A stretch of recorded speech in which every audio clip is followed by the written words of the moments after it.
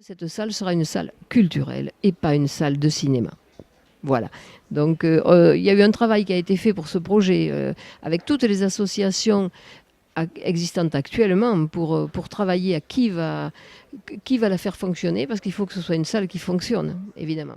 Elle a été faite en accord avec toutes les associations de la région, que ce soit la danse, que ce soit le théâtre vivant, que ce soit tout le monde, et dans un esprit vraiment de concertation et d'entente remarquable. Comment est né ce projet de salle de spectacle intercommunale? C'est un besoin de Gendou au départ, évidemment, puisque Gendou organise ce festival avec des projections en soirée donc au cinéma de Verdure, mais en même temps une multitude de films pendant la journée. Et donc il faut bien faire le noir, donc c'est pour ça qu'ils ont recours à un chapiteau qu'on appelle le Luxor, où il y a des films toute la journée qui sont projetés. À un moment, effectivement, c'est mobilisateur, il faut trouver les chapiteaux, ça coûte cher, énormément cher, des gens pour le monter, etc. Donc l'idée était venue il y a quelques années de demander, mais pourquoi on ne construirait pas quelque chose de basique, en dur, pour répondre à ce besoin-là. Donc on s'est interrogé, ils sont venus nous voir à communauté de communes, Casal-Salviac, puisque déjà nous avions, mis à disposition de Gendou Cinéma, ce cinéma de Verdure. C'est une création de la communauté de communes, avec tous les bureaux, tout ça, pour répondre à leurs besoins de l'époque. Et on s'est dit, une salle pour 8 jours de cinéma, pour un festival, sur l'année, c'est de l'argent public? Non, on ne peut pas sérieusement le faire. À moins de faire quelque chose à l'économie, mais quelque chose qui est ni fait ni à faire, ça ne répondra pas vraiment et personne ne sera satisfait. Donc on s'est dit, soyons plus ambitieux et essayons de voir si on peut construire vraiment une salle de spectacle. Il n'y en a pas dans le coin, il y en a à Cahors, il y en a à Saint-Céré, mais c'est déjà loin. Travaillons là-dessus, et comme on a la chance d'avoir sur le territoire des acteurs culturels dans le milieu de la danse contemporaine, dans le milieu du théâtre, dans le milieu de la musique, etc., peut-être quelque chose qui va répondre à la demande de ces acteurs locaux et qui va rendre service aux habitants, aux spectateurs. Donc ce projet est né comme ça. Donc on a choisi des architectes pour faire des propositions, etc. Mais de suite, on s'est aperçu que c'était pas rien, c'était un budget quand même. Hein. Faire quelque chose à 300 000 euros, 400 000 euros, c'est déjà bien, mais on va dire, mais qu'est-ce qu'on aura vraiment de sérieux avec cette salle-là? Avec ces moyens-là? Rien, rien.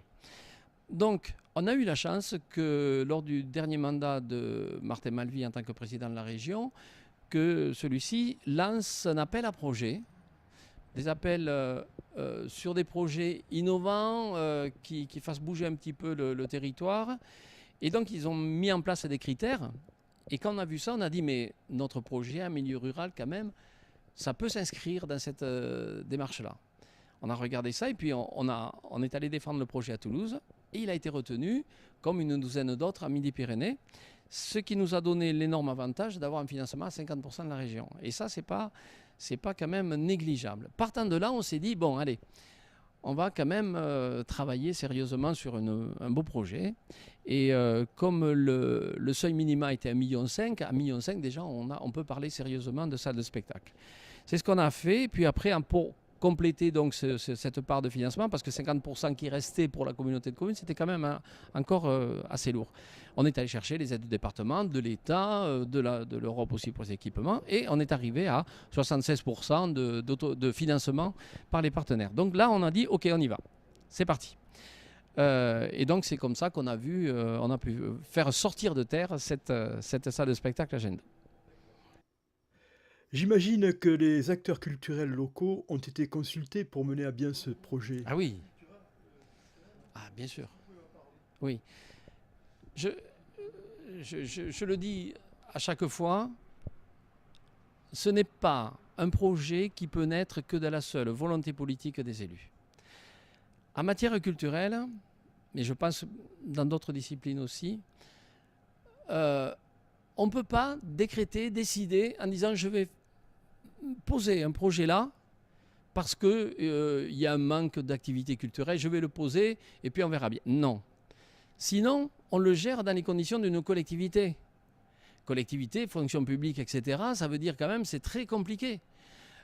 Si on ne répond pas à des besoins qui existent et qui sont demandés par des acteurs qui sont ancrés sur le territoire, comme nous avons ici, que ce soit Gendou Cinéma, 33 ans, nous avons les arts plastiques aux Arcs, c'est pareil, c'est une trentaine d'années, nous avons Faits et Gestes, c'est plus de 25 ans, ACT qui fête ses 10 ans, Chercheurs d'étoiles, tout ça. Donc si ces acteurs culturels comment dirais-je, ne sont pas impliqués, ça ne marchera pas. Donc c'est en partant de leurs besoins que la collectivité a dit « Ok, allez, banco, on y va, on regarde tous ensemble, mais on va travailler ensemble là-dessus ». C'est comme ça que c'est né. Est-ce que ça a été difficile de convaincre les élus de la communauté de communes? On est parti au bon moment. On n'est pas parti en 2014. C'est-à-dire qu'on a eu ce projet-là, cette idée-là, début des années 2010, à peu près, il s'en parlait déjà. Le besoin, il était là.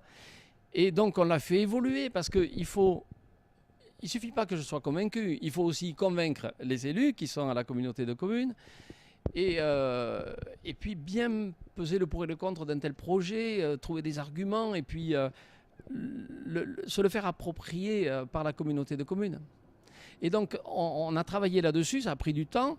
En même temps, il y a eu un changement d'élection en 2014 avec des nouveaux maires, nouveaux conseils communautaires. Donc, il a fallu effectivement retravailler, faire comprendre à des nouveaux élus pourquoi. Et en même temps, il y a eu la fusion des communautés de communes, Casal avec Salviac. Donc, Casal qui avait compris pourquoi, l'intérêt de la chose, il a fallu le faire accepter par Salviac. Et ce n'était pas facile. Et je peux comprendre les réticences qu'il y a. Parce que c'est quelque chose qui arrive là, mais donc on a recommencé la démonstration, on a argumenté, et on est arrivé à, bon, je ne dirais pas à l'unanimité, mais à une très très grosse majorité, donc, à valider ce projet-là et à faire en sorte qu'avec ces conditions de financement, on puisse effectivement arriver à aboutir à cette salle. C'est comme ça qu'on y est arrivé.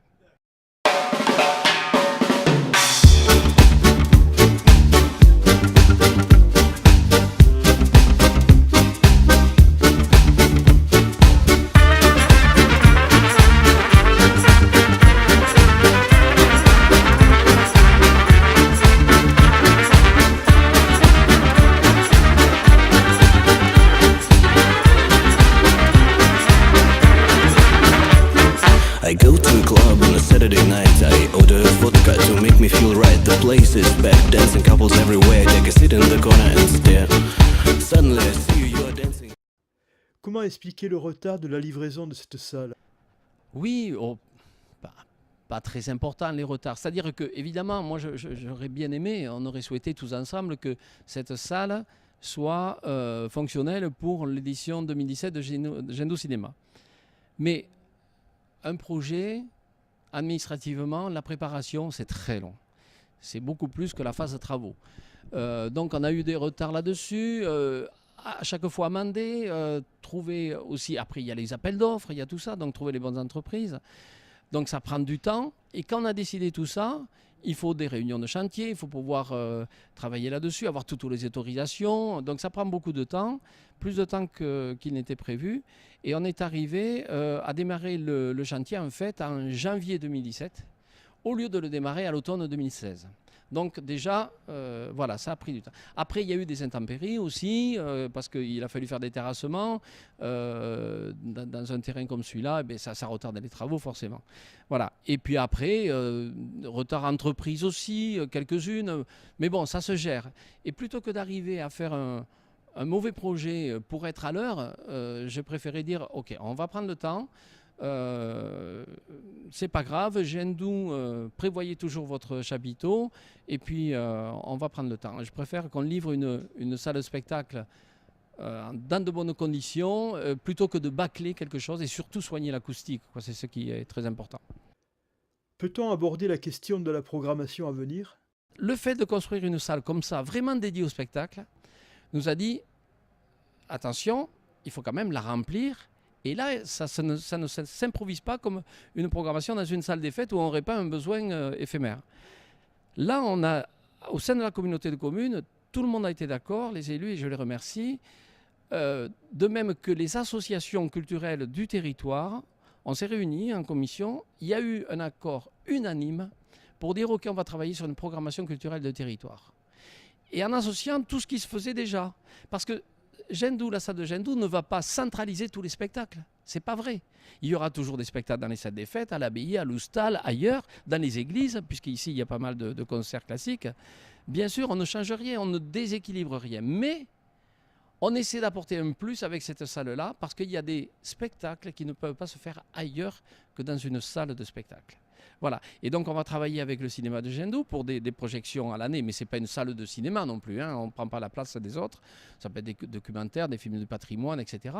On peut prévoir des retransmissions, parce que maintenant, ça se fait beaucoup. Quelqu'un qui va aller voir un opéra à Limoges ou à Paris, ça coûte très cher. Et la place et le déplacement, et l'hébergement. Donc ici, on pourra, techniquement, on pourra retransmettre, en payant les droits qu'il faut, évidemment, un opéra que la population n'aurait jamais pu voir. Donc ça sera possible. Et ensuite, il y a de la danse, c'est prévu pour la danse contemporaine, c'est prévu pour les orchestres classiques, c'est prévu pour le théâtre, enfin bref, on essaie de construire ça. Et là, on a mis en place déjà, on a travaillé, parce qu'une saison culturelle ne se prévoit pas au dernier moment, plusieurs mois avant, en début d'année, et pour la première fois, on a travaillé sur cette programmation-là. Et donc, on fait un véritable travail de prospection. Quel genre de spectacle? On essaie de varier aussi. On ne va pas faire que de la danse, que du théâtre. On varie, le cinéma, etc. Et puis, on construit une saison avec ça. On fait des propositions aux acteurs déjà existants. Si dans ce que nous sommes allés chercher, il y a des choses qui les intéressent, on les met en rapport. Voilà, ça permet le travail que fait le coordonnateur, qui s'appelle Richard, en allant chercher les propositions de spectacles, fait le travail qu'un bénévole au sein d'une association ne peut pas faire parce qu'il n'a pas le temps, ni même quelquefois la connaissance, etc. Et donc, on enrichit le choix, la proposition. Et après, chacun dit, moi, ça me va, ça, je prends ça, et puis on construit la programmation. La communauté de communes a passé une convention avec l'association Faits et Gestes pour engager un coordonnateur qui s'appelle Richard, qui travaille. Donc ça, c'est déjà pérenniser un emploi. C'est quelqu'un qui était intermittent et maintenant qui a un travail à l'année. En même temps, le fait d'avoir des salles comme ça, c'est de l'emploi parce qu'effectivement, il y a des besoins secondaires, collatéraux. Ce sont les ménages, ce sont les équipements, il faut apporter les boissons, il faut tout ça. Il y a la sécurité aussi, ce sont des personnes de la communauté de communes.